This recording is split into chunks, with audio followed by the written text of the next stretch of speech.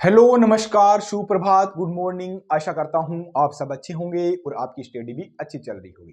Education factory के online platform पे आप सबका स्वागत है और आज हम डिस्कस करने वाले हैं 21 फरवरी 2025 की कुछ महत्वपूर्ण समसामयिक घटनाएं जो आपके एग्जाम की दृष्टि से काफी इंपॉर्टेंट रहने वाली है। तो अगर आप इस चैनल पे नए हो तो चैनल को जरूर सब्सक्राइब करना और मेरे साथ आखिरी तक जुड़े रहना। आप हमारा व्हाट्सएप और टेलीग्राम ग्रुप ज्वाइन कर सकते हैं और प्ले स्टोर से एजुकेशन फैक्ट्री का ऐप भी डाउनलोड कर सकते हैं। इन सब का लिंक आपको वीडियो के डिस्क्रिप्शन में मिलेगा।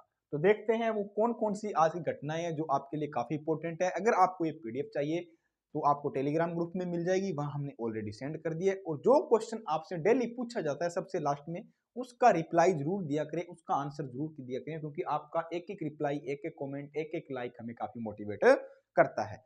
तो डिस्कशन स्टार्ट करते हैं, देखते हैं आज का फर्स्ट क्वेश्चन। अभी हाल ही में चर्चा में रही मिसिंग जनजाति का प्रमुख त्योहार कौन सा है? तो कौन सी जनजाति है, कौन सी ट्राइबल है मिसिंग? कौन सी बेटा? मिसिंग। ये क्या एक आदिवासी जनजाति है। कौन सी है? मिसिंग जनजाति क्या है? आदिवासी। बात करें ट्राइबल जनजाति है, कौन सी? आदिवासी जनजाति है। कहां पे पाई जाती है? तो ये कहां पे? असम के आसपास, जो असम के आसपास के राज्य है, मेनली असम में पाई जाती है। इनका प्रमुख त्योहार कौन सा है? इनका प्रमुख त्योहार कौन सा है?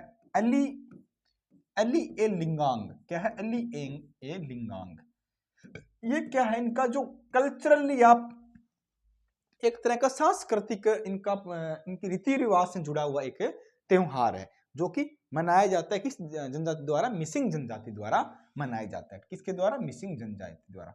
ठीक है, तो ऑप्शन क्या होगा? सी हमारा राइट आंसर होने वाला है। अब असम का क्या एक बहुत ही फेमस डांस है या नृत्य की मैं बात करूं, बहुत फेमस नृत्य कौन सा बेटा? सतारिया।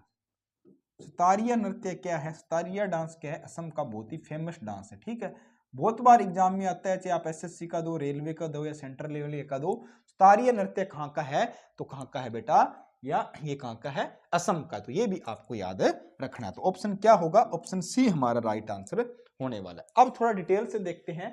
असम के सबसे बड़े आदिवासी समुदाय मिसिंग जनजाति ने हाल ही में अली ए लिंगांग उत्सव मनाया है। मिसिंग मतलब पूर्वोत्तर भारत का की तरफ पाई जाने वाली एक जनजाति है। ठीक है, ये क्या? तानी लोगों का हिस्सा है। किसका बेटा? तानी लोगों का हिस्सा है। तानी लोग मतलब जो तिब्बत है, बर्मा जिसको बोलते, तिब्बत हो गया, बर्मी हो गया, जो तिब्बती या बर्मी भाषा बोलते हैं, उन लोगों का हिस्सा इनको मानते हैं। किनका? तानी लोगों का हिस्सा मानते हैं। आप इनकी वेशभूषा से आप देख के समझ सकते हो। ठीक है, तानी लोगों का हिस्सा मानते हैं, तिब्बती और बर्मी भाषा बोलते हैं उन लोगों को। ये लोग क्या है? मिसिंग त्योहार है। कौन सा बेटा? मिसिंग त्योहार है। मिसिंग जनजाति अपना ये त्योहार है मनाती है। कौन सा? अली ए लिंगांग। ये भारत में कहां पाई जाती है? पूर्वोत्तर राज्य असम, अरुणाचल प्रदेश के कुछ हिस्सों में और तिब्बत या चीन के आसपास के हिस्सों में ये पाई जाती है। तो कौन सी मिसिंग जनजाति है? अली ए लिंगांग त्योहार बनाती है। जो भाषा, कौन सी भाषा बोलते हैं? बर्मी या तिब्बती भाषा बोलते हैं, उन लोगों का हिस्सा है। भारत में पूर्वोत्तर राज्य असम, अरुणाचल प्रदेश, तिब्बत और चीन के आसपास के एरिया में त्योहार मनाया जाता है। ठीक है, इनका एक कल्चरल फेस्टिवल है। अभी हाल ही में केंद्र सरकार द्वारा प्रधानमंत्री अन्नदाता आय संरक्षण अधिनियम को कब तक जारी किया है? तो अन्नदाता आयकर अधिनियम की मैं बात करूं तो ये कब तक जारी हुआ है? इसको कब तक बढ़ा दिया? शुरू कब हुआ था? ये शुरू हुआ था बेटा 2018 में। जारी कब तक रहेगा? इसकी डेडलाइन कब तक कर दी? तो 2025-26 तक जारी रहेगा। इसका मेन रीजन क्या है लागू करने का? एमएसपी। क्या? मिनिमम सपोर्ट प्राइस, मतलब न्यूनतम समर्थन मूल्य। मतलब किसानों को क्या है? फसल का न्यूनतम समर्थन मूल्य प्रोवाइड कराना, उनकी आय को बढ़ाना, उनकी आमदनी को बढ़ाना। इसलिए क्या है? ये स्कीम लागू की गई थी। कौन सी? केंद्र सरकार द्वारा प्रधानमंत्री अन्नदाता आय संरक्षण अधिनियम। कौन सा? अन्नदाता आयकर अधिनियम, संरक्षण अधिनियम, जो कि एमएसपी दिलाने के लिए शुरू हुई थी। जिस तरह क्या है, आप कोई भी सामान लेके आते हो मार्केट से, उस पर क्या आर प्राइस लिखा होता है। ठीक है, एमआरपी लिखा होता है ना। ठीक है, मैक्सिमम रिटेलिंग प्राइस होता है। ठीक है, मतलब मैक्सिमम आपको उतने में ही ये मिल सकती है। मतलब बिस्किट पे 5 रुपए लिखा है, 5 का ही बिस्किट आपको मिलेगा, 6 का नहीं मिल सकता। तो मिनिमम सपोर्ट प्राइस का मतलब क्या है कि न्यूनतम समर्थन मूल्य। मान लो गेहूं का सरकार ने अगर रेट फिक्स कर दिया मार्केट के अंदर से, मान लो 2500 रुपए प्रति क्विंटल कर दिया, तो कोई भी व्यक्ति गेहूं को 2500 रुपए से प्रति क्विंटल कम नहीं खरीद सकता। कोई भी बिजनेसमैन या बढ़िया उससे ज्यादा खरीदे वो एक अलग बात है, मिनिमम इतना प्राइस तो उसका देना ही पड़ेगा, तो वो होता है एमएसपी। ठीक है, तो इसको कब तक जारी रखने की बात हुई? 2025-26 तक इसको जारी रखने की बात हुई है। तो प्रधानमंत्री अन्नदाता आय संरक्षण अधिनियम 2018 में शुरू हुई और केंद्र सरकार ने 2025 तक जारी रखने की, 25-26 तक क्या है जारी रखने की मंजूरी दे दी है। इसका उद्देश्य किसानों को क्या न्यूनतम समर्थन मूल्य का लाभ दिलाना है, कृषि कल्याणकारी योजनाएं या कृषि जो कल्याणकारी योजना है उनका लाभ मिले, और जो भारत का जो कृषि मंत्रालय है उसके अधीन क्या ये काम करती है। और कृषि मंत्री हमारे कौन है? शिवराज जी चौहान क्या है हमारे कृषि मंत्री है। तो इस पे क्या है, इसके तहत तुअर और उड़द मसूर का क्या 100% खरीद क्या एमएसपी पे ही होने वाली है। मतलब इसका आपको 100% फायदा मिलने वाले कुछ फसलें ऐसी है जिनको सरकार के द्वारा ही खरीदा जाएगा। अभी हाल ही में एसबीआई कार्ड ने अपने नए एमडी किसको नियुक्त किया है? तो किसने बेटा? एसबीआई कार्ड ने। किसने? एसबीआई कार्ड के नए एमडी बात करें तो किसको बनाया गया? अभी एसबीआई कार्ड के नए एमडी सलीला पांडा को। किसको बेटा? सलीला पांडे को बनाया गया। सलीला पांडे को बनाया गया। एसबीआई की स्थापना की बात करूं, स्थापना कब हुई थी? तो 1 जुलाई 1955 में क्या एसबीआई की स्थापना हुई? 1955 में कब हुई थी? ठीक है। अगर आरबीआई की स्थापना की बात करें, आरबीआई की स्थापना कब हुई? तो 1 अप्रैल 1935 में क्या आरबीआई की स्थापना हुई। आरबीआई के गवर्नर कौन है बेटा? ठीक है, गवर्नर कौन है? गवर्नर कौन है आरबीआई के? तो संजय महलोत्रा। कौन है? संजय महलोत्रा। ठीक है, संजय महलोत्रा क्या है? आरबीआई के गवर्नर है। ठीक है, तो इसका राइट आंसर क्या होगा? Option B is the right answer होने वाला है। तो एसबीआई कार्ड ने सलीला पांडे को एमडी और सीईओ नियुक्त किया है, जो कि 1 अप्रैल 2025 से क्या है पदभार को क्या ग्रहण करेंगे। अभिजीत चक्रवर्ती का स्थान लेंगे। किसका स्थान लेंगे? अभिजीत चक्रवर्ती का स्थान लेंगे, जो कि 31 मार्च 2025 को क्या है रिटायर होने वाले हैं। वर्तमान में एसबीआई के मुख्य महाप्रबंधक और एसबीआई सिंगापुर, दिल्ली और कैलिफोर्निया की विभिन्न जो ब्रांचें हैं उनके वरिष्ठ पदों पर भी ये कार्य कर चुके हैं। जो उसका फाइनेंशियल ईयर 2024-25 था उसमें ₹2.5 प्रति शेयर का अंतरिक्ष लाभांश घोषित किया गया, जिसका रिकॉर्ड तिथि के 25 फरवरी और भुगतान तिथि के 18 मार्च 2025 रहने वाली है। तो आपको ये तो याद नहीं रखना, बट आपको याद क्या रखना है कि एसबीआई कार्ड के नए एमडी और सीए किसको नियुक्त किया गया? सलीला पांडे को क्या इसके नए एमडी और सीए नियुक्त किया गया है। विश्व सामाजिक न्याय दिवस कब मनाया जाता है? विश्व सामाजिक न्याय दिवस की मैं बात करूं तो कब मनाया जाता है? हर साल बेटा 20 फरवरी को मनाया जाता है। और शुरू कब हुआ था? शुरू कब हुआ था ये? शुरू हुआ था 1995 में। ठीक है, किससे?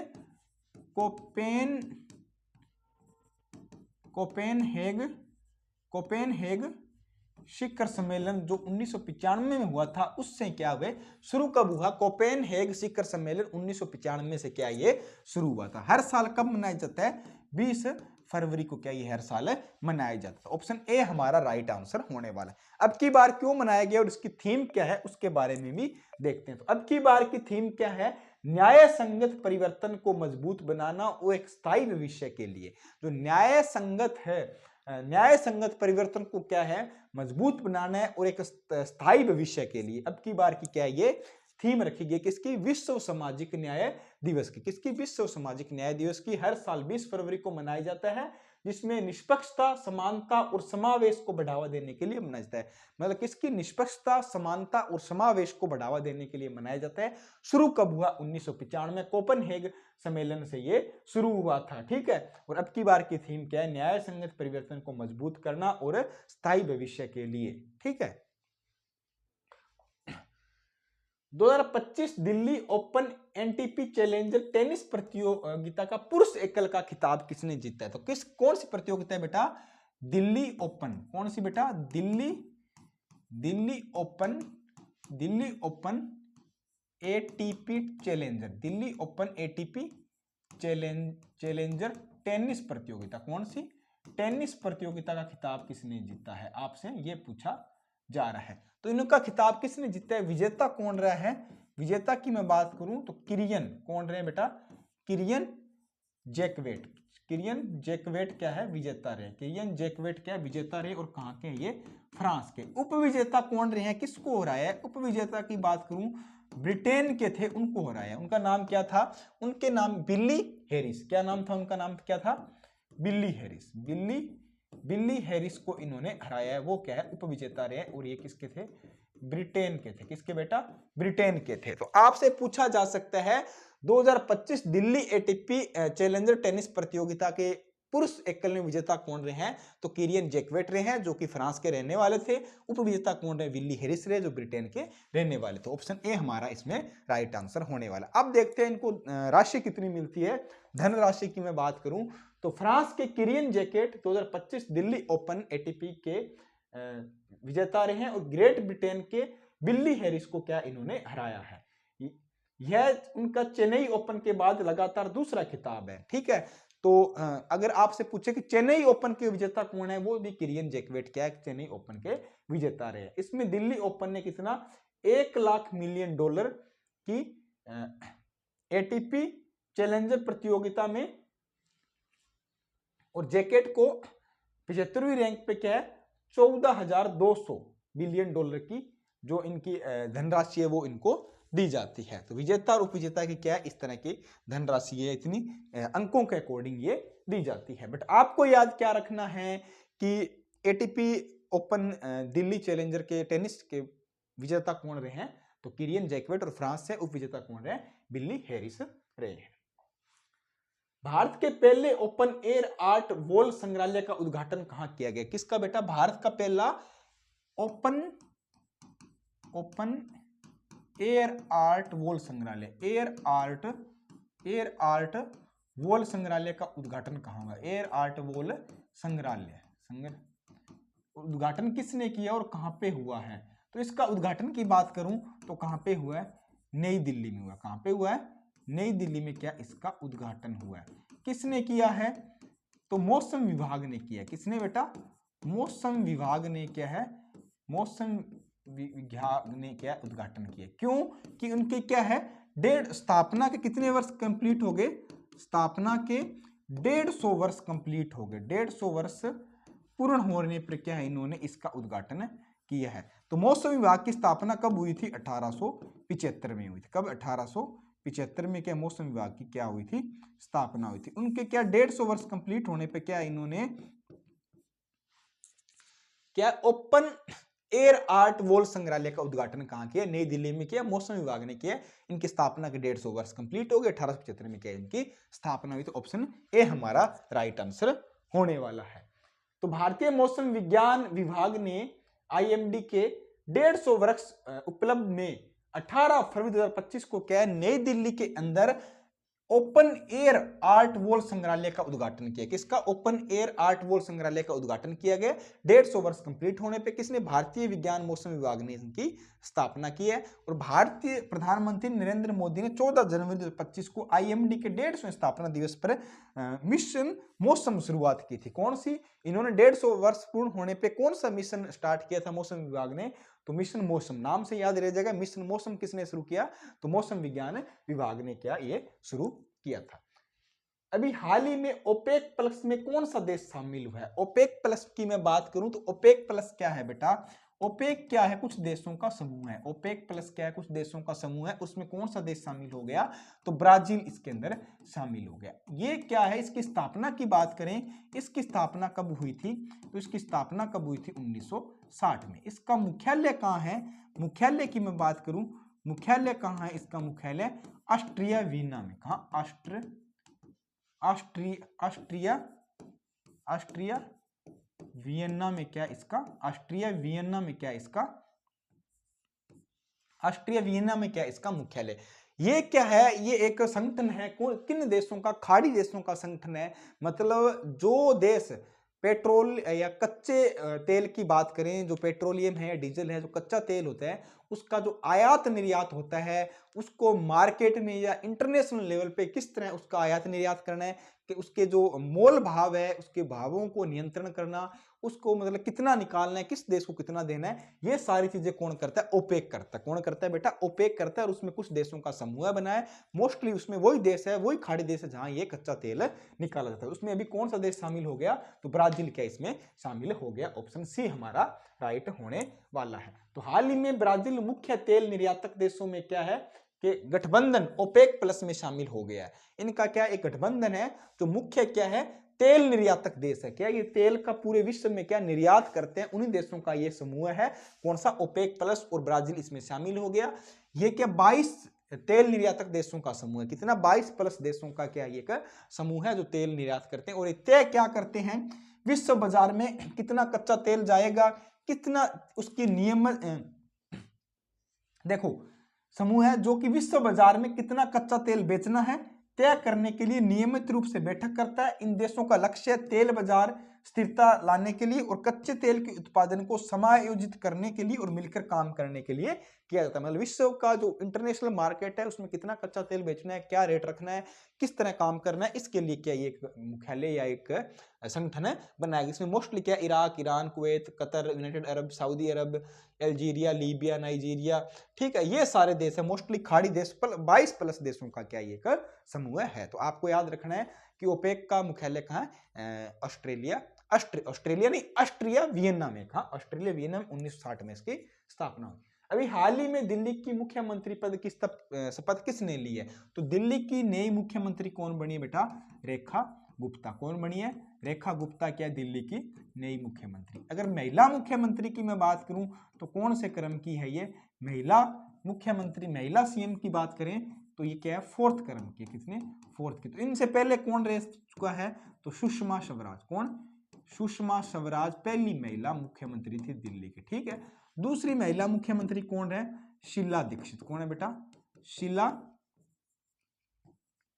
दीक्षित। ठीक है, शीला दीक्षित। सुषमा स्वराज किससे रही थी? बीजेपी से रही थी। शीला दीक्षित कांग्रेस से रही थी। ठीक है। और रेखा गुप्ता किससे है? 4th क्रम की, ये भी बीजेपी से हैं। ठीक है। और तीसरी नंबर कौन है? आतिशी मरलेना रही थी। कौन बेटा? आतिशी। ठीक है, जो कि आम आदमी पार्टी से रही थी। अब क्या है, दिल्ली में हाल ही में चुनाव हुए हैं तो विधानसभा सीट की मैं बात करूं, विधानसभा सीट कितनी है? विधानसभा सीट दिल्ली में कितनी है? 70 है। कितनी है? 70 है। बीजेपी ने कितनी जीती है?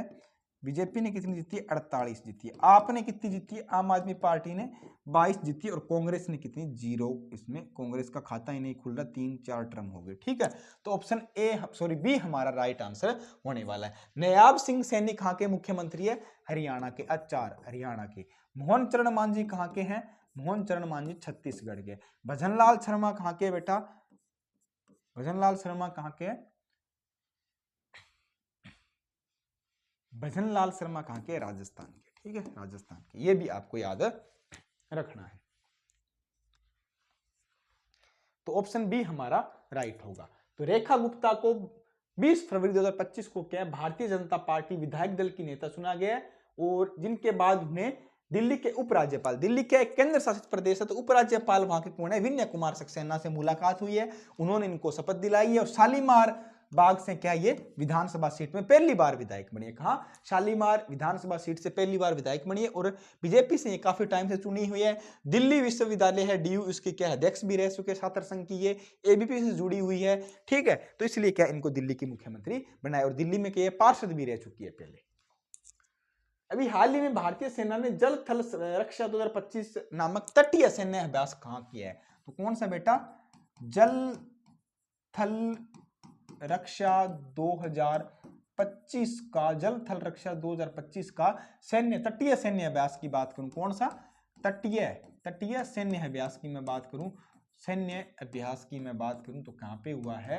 ये कहां पे हुआ है? द्वारिका गुजरात में हुआ है। द्वारिका गुजरात में। मतलब कौन कौन कर रहा है? आर्मी प्लस नेवी, मतलब इंडियन आर्मी और इंडियन नेवी क्या ये मिलके काम कर रही है। ठीक है। तो ऑप्शन ए हमारा राइट आंसर होने वाला। Option A is the right होगा। तो भारतीय सेना ने फरवरी 2025 के गुजरात के बेटा द्वारका क्षेत्र में जल थल रक्षा सैन्य अभ्यास आयोजित किया। उसका मुख्य उद्देश्य क्या, तटीय सुरक्षा को मजबूत करना। जो समुद्री या हमारा कोस्टल एरिया है, जो तटीय सुरक्षा है, इसको मजबूत करना। इसमें क्या कौन कौन शामिल हो रही है, आर्मी और नेवी क्या इसमें शामिल हो रही है, जिसमें सुरक्षा को मजबूत करना है, रणनीतिक द्वीपों की सुरक्षा करना है, सुनिश्चित करना है, अवैध अतिक्रमण जैसी चुनौतियों को निपटने के लिए किया जा रहा है। जो कुछ तरह से अवैध अतिक्रमण, मतलब बात करें समुद्री रास्ते से कुछ लोग घुसने के प्रयास करते हैं, उनको रोकने के लिए कार्यक्रम किया जा रहा है। हाल ही में फॉर्च्यूनर ब्रांड इंडेक्स की ग्लोबल रैंकिंग में रिलायंस को कौन सा स्थान मिला है भाई? किसको? रिलायंस की बात कर रहे हैं। तो पहले नंबर पे कौन है? सैमसंग। कौन बेटा? सैमसंग। ठीक है। दूसरे नंबर पे क्या है? रिलायंस है। दूसरे नंबर पे क्या है? रिलायंस। अब किसने रैंकिंग जारी की है? फॉर्च्यून ब्रांड इंडेक्स ने क्या ये रैंकिंग जारी की है, और रिलायंस का स्थान पूछा जा रहा है। किसका बेटा? रिलायंस का स्थान पूछा जा रहा है। तो रिलायंस को कौन सा नंबर मिला है? दूसरा नंबर मिला है। रिलायंस को क्या है? रिलायंस को क्या है? दूसरा नंबर है, इसके अंदर मिला है। सबसे पहला क्या है? सैमसंग है। मतलब कोई सा भी आप फोन लेओगे इंडिया के अंदर, तो मोस्टली क्या है, लोग सैमसंग को क्या अच्छा ब्रांड मानते हैं। बाकी क्या चाइनीज मानते हैं, वीवो, ओप्पो, एमआई, रेडमी, इनको सबको क्या चाइनीज मानते हैं, और सैमसंग को क्या एक मूल्यवान ब्रांड मानते हैं इंडिया के अंदर। दूसरा बात आता है रिलायंस का। कोई भी चीज लोगे आप, ज्यादातर मोस्टली यूजर्स किसके हैं? रिलायंस, जियो के हैं, रिलायंस के हैं। पेट्रोल पंप वगैरह, कोई भी प्रोडक्ट वगैरह कहीं भी चल जाओ तो हर चीज, कपड़े वगैरह, ठीक है, ये रिलायंस के शोरूम है वहां पे। तो अगर मैं वहां ट्रेंड्स हो गए तो वो भी रिलायंस का ट्रेंड शोरूम। तो दूसरा मूल्यवान ब्रांड कौन सा बेटा? रिलायंस बना। कौन सा? रिलायंस दूसरा मूल्यवान ब्रांड बना है। तो ऑप्शन बी हमारा राइट होगा। तो रिलायंस इंडस्ट्री के फॉर्च्यून ब्रांड इंडेक्स 2024 में वैश्विक स्तर पे क्या दूसरा स्थान हासिल किया है, एप्पल, नाइकी, डिज्नी को पछाड़ते हुए। मतलब एप्पल, नाइकी, डिज्नी सबको इन्होंने पीछे छोड़ दिया है। ठीक है। और फोन के अंदर मैं बात करूं, सबसे मूल्यवान कौन है? एप्पल है फोन के अंदर। ठीक है। और सैमसंग को क्या पहला स्थान प्राप्त हुआ है, और 2023 में 13वें स्थान पर था, और 2024 में क्या है, दूसरे स्थान पर हुआ है। ठीक है। तो 2023 के अंदर रिलायंस कौन से स्थान पे था? 13वें था, और अब की बार क्या है, 2024 की अकॉर्डिंग इनकी बात की जाए तो ये दूसरे स्थान पे पहुंच गए। अभी हाल ही में 23वीं राष्ट्रीय पैरा एथलेटिक्स चैंपियंस का आयोजन कहां किया जा रहा है? तो कौन से क्रम की है बेटा? 23वें क्रम की। कौन सी राष्ट्रीय पैरा एथलेटिक्स चैंपियन है? तो तमिलनाडु के चेन्नई के अंदर इसका आयोजन किया जा रहा है। तमिलनाडु के चेन्नई के अंदर इसका आयोजन किया जा रहा है। ऑप्शन सी हमारा राइट होगा। 38वें राष्ट्रीय गेम कहां पे हुए थे? वो हुए थे उत्तराखंड में। कहां पे? उत्तराखंड में। फर्स्ट नंबर पे कौन रहा था? सर्विसेज रहा था। कौन? सेवाएं। इसमें क्या है? सेवाएं, सर्विसेज बोर्ड था, सेवाएं फर्स्ट रही थी। और राज्य के अंदर मैं बात करूं तो राज्य फर्स्ट नंबर पे कौन रहा था? महाराष्ट्र रहा था। कौन? सबसे ज्यादा महाराष्ट्र मेडल इसमें जीते थे। ये भी आपको याद रखना है। तो ऑप्शन सी हमारा इसके अंदर राइट होगा। तो 23वीं राष्ट्रीय पैरा एथलेटिक्स चैंपियन 2017 से लेके 20 फरवरी 2025 को चेन्नई के जवाहरलाल नेहरू स्टेडियम में आयोजित की जा रही है। इस प्रतियोगिता का पहला संस्करण है, और भारत के 30 टीमों के क्या 1476, कितनी 30 टीमों के कितने 1476 पैरा एथलेटिक्स 155 इवेंट्स में क्या है भाग लेने वाले, और देश का सबसे बड़ा पैरा एथलेटिक्स का आयोजन करने होने जा रहा है। इस बार क्या देश का सबसे बड़ा पैरा एथलेटिक्स का आयोजन होने जा रहा है। कितनी टीमें? 30 टीमों के क्या है 155 इवेंट्स है इसके अंदर, और 1476 खिलाड़ी क्या इसमें भाग ले रहे हैं। हाल ही में किसने शहरी भूमि सर्वेक्षण के लिए नक्शा पायलट कार्यक्रम शुरू किया? कौन सा बेटा? नक्शा किसके लिए? शहरों के लिए। सबसे पहले क्या है, ये शहरों के लिए शुरू हुआ है। मतलब जो आपके घर है, जमीन है, इसके लिए क्या है नक्शे कराना, उसका सर्वे कराना। ठीक है। इसका सर्वे कराना, उसका नक्शा कराना, एक पायलट योजना शुरू हुई है। तो उसका किसने किया है? शिवराज सिंह जी चौहान ने। किसने? जो हमारे क्या कृषि राज्य मंत्री, केंद्रीय कृषि मंत्री है शिवराज सिंह चौहान। इन्होंने पूरे देश में क्या पहले शहरों के लिए शुरू किया, फिर ये क्या है राज्यों के लिए, ग्रामीण के लिए भी शुरू कर दिया जाएगा। ठीक है। तो ऑप्शन बी हमारा राइट होगा। मतलब आपकी भूमि, आपके घर, जमीन, नक्शे, उनका सर्वे कराना, उनको सही से मापन कराने के लिए कार्यक्रम शुरू किया गया है। तो शिवराज सिंह चौहान ने आज जो कार्यक्रम हो रहा है, ये केवल रायसेन और प्रदेश का कार्यक्रम नहीं है। मतलब उन्होंने बोला है कि जो मैं कार्यक्रम शुरू करने जा रहा हूं, ये किसी एमपी में इन्होंने शुरू किया, कि एमपी का नहीं है, पूरे देश का कार्यक्रम है। और 26 राज्य और 3 केंद्र शासित प्रदेशों के 152 शहरी स्थानीय निकायों में ये भू सर्वेक्षण नक्शा कार्यक्रम शुरू हुआ है। एक साथ क्या है पूरे देश के अंदर शुरू हुआ है। पूरे देश में 26 राज्य और 26 राज्यों और 3 केंद्र शासित प्रदेशों के 152 शहरों के अंदर ये शुरू हो गया। वहां की भूमि का सर्वे कराना और नक्शे तैयार करना क्या है, नक्शा कार्यक्रम शुरू किया गया। हाल ही में किसने जीसीसी नीति लागू की है? कौन सी बेटा? जीसीसी नीति की लागू की है। इसका पूरा नाम क्या है? तो इसका नाम पूरा नाम global compatibility centre. Global compatibility centre की मैं बात करूं तो कौन से राज्य ने लागू की है? मध्य प्रदेश ने। ये क्यों लागू की है? उद्योगों को, मतलब उद्योग या बिजनेस की मैं बात करूं या इंटरप्रेन्योरशिप की बात करूं या आयात की बात करें, कोई देश कोई देश या कोई कंपनी क्या यहाँ पे इन्वेस्ट करे, उसको क्या है, मतलब एकल विंडो सिस्टम, मतलब उसको मतलब हर चीज में छूट मिले। अगर टैक्स की बात करें या उनको सब्सिडी की बात करें तो उनको क्या रिलायबिलिटी या उनको सरलता या सिंप्लिसिटी या मतलब अपन बात करें कि उनको सुविधाजनक चीजें बनाने के लिए क्या एक जीसीसी नीति लागू की है। तो कौन से राज्य ने की है? मध्य प्रदेश राज्य ने ये जीसीसी नीति लागू की है। क्यों की है पूरा डिटेल से देखते हैं। तो मध्य प्रदेश ने भारत का पहली ग्लोबल कंपेबिलिटी सेंटर जीसीसी नीति 2025 लागू किया। भारत का क्या पहला राज्य है और जीसीसी नीति लागू करने वाला पहला राज्य बन गया। यह इंदौर, भोपाल और जबलपुर में वैश्विक व्यापारिक हब के रूप में विकसित किया जाएगा। मतलब व्यापार को बढ़ावा देने के लिए, उद्योग को बढ़ावा देने के, बिजनेस को बढ़ावा देने के लिए लागू किया जा रहा है। इसमें 40% पूंजीगत सब्सिडी रहेगी, मतलब 30 करोड़ तक, मतलब 40% क्या सरकार इसमें सब्सिडी देने वाली है। किराया सहायता है, आपको रेंट का हो गया, पेरोल सब्सिडी होगी, नो क्वेरी पोर्टल के माध्यम से सिंगल विंडो क्लियरेंस मिलेगा। मतलब वहां एक सिंगल विंडो क्लियरेंस का मतलब है कि आपको ज्यादा झंझट में नहीं पड़ना है, कागजात में इधर उधर में, या आपके लिए सिंपल काम किया जाएगा और आपको बहुत ज्यादा सब्सिडी वगैरह और बहुत ज्यादा सरकार द्वारा क्या सहायता प्रदान की जाएगी, लोन वगैरह ये सब दिए जाएंगे और आपको क्या बिजनेस उद्योग या इन्वेस्टमेंट यहाँ पे करना है। तो जीसीसी नीति लागू करने वाला देश का पहला राज्य कौन हो गया? एमपी हो गया। ग्लोबल कंपेबिलिटी सेंटर क्या है, इन्होंने ये नीति लागू की है। तो ये हमारे आज के एमसीक्यू थे। अब डिस्कस करेंगे वन लाइनर। 8वें हिंद महासागर सम्मेलन 2025 का विषय क्या था? तो समुद्री साझेदारी के लिए नए क्षितिज की यात्रा। समुद्री साझेदारी के लिए क्या है? नए क्षितिज की यात्रा। प्रधानमंत्री फसल बीमा योजना किस मंत्रालय के द्वारा संचालित है? तो कृषि एवं किसान कल्याण मंत्रालय द्वारा संचालित है। कौन सा बेटा? कृषि एवं किसान कल्याण मंत्रालय द्वारा संचालित है। छत्रपति शिवाजी महाराज ने किस युद्ध नीति को अपनाया था? तो छापामार युद्ध नीति को। कौन सी बेटा? छापामार युद्ध नीति को छत्रपति शिवाजी महाराज ने अपनाया। अभी इनकी क्या है, 19 फरवरी को जयंती है, 395 इनकी जयंती थी। BBC Indian sports women of the year की शुरुआत कब हुई? 2020 में क्या BBC Indian sports women of the year की शुरू हुई थी। चुनाव आयोग का प्रावधान संविधान किस अनुच्छेद में है? तो चुनाव आयोग संविधान के 324 में, आर्टिकल 324 के अंदर है। अभी हाल ही में भारतीय चार्टर्ड अकाउंट आईसीएआई के अध्यक्ष किसे चुना गया है? तो चरणजोत सिंह नंदा को क्या है, भारतीय चार्टर्ड अकाउंट संस्था के अध्यक्ष चुने गए। अभी हाल ही में हिमाचल प्रदेश के किन्नौर जिले में कौन सा पारंपरिक उत्सव बनाया गया? तो हिमाचल के अंदर अभी हाल ही में फाल्गुन आ रहा है, तो फगली उत्सव शुरू होने जा रहा है। कौन सा? फगली उत्सव मनाया गया है।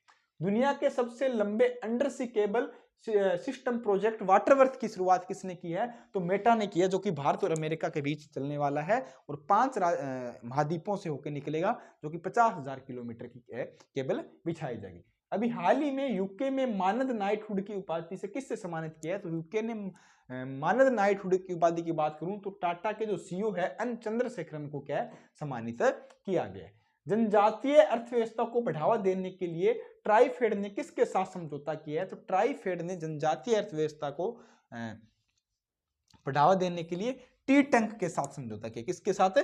टी टैंक के। तो ये हमारे आज के वन लाइनर और एमसीक्यू थे। आज का क्वेश्चन ऑफ द डे क्या है, आपको कमेंट करके जरूर बताना है।